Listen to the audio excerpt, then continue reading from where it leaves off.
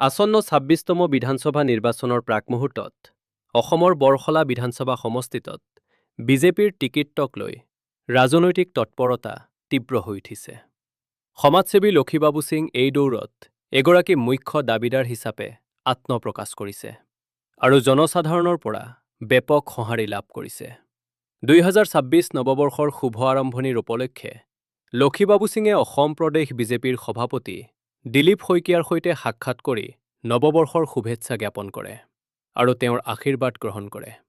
এই সাক্ষাৎ বৰখলা বিধানসভা সমষ্টিৰ পৰা বিজেপিৰ টিকটৰ বাবে তেওঁ আনুষ্ঠানিকভাৱে নিজৰ দাবী দাখিল কৰে আৰু দলৰ নীতি আদৰ্শৰ প্ৰতি নিজৰ অংগীকাৰ পুনৰ প্ৰকাশ কৰে। সংবাদ মাধ্যমৰ সৈতে কথা পাতি লক্ষীবাবু সিঙে দলীয় সিদ্ধান্ত সন্দৰ্ভত আশাবাদ ব্যক্ত কৰে।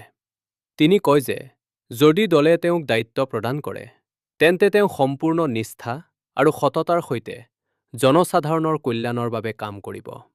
উন্নয়নক সৰ্বোচ্চ অগ্ৰাধিকাৰ হিচাপে লৈ তেওঁ সদায় জনতাৰ সেৱাত নিয়োজিত থাকিব বুলি আশ্বাস দিয়ে।